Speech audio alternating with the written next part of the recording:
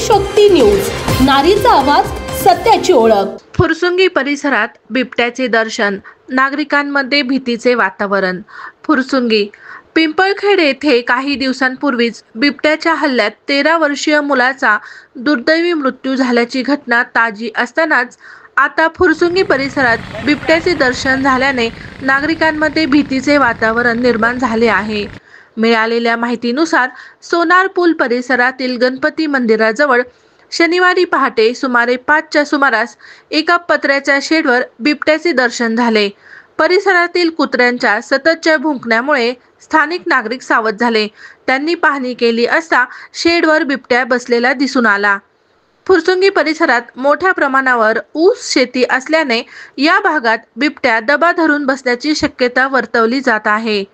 नागरिकांमध्ये प्रचंड भीतीचे वातावरण असून ग्रामस्थांनी लहान मुलांना, पाळीव प्राण्यांना तसेच गुराढोरांना बाहेर न सोडण्याचे आवाहन केले आहे।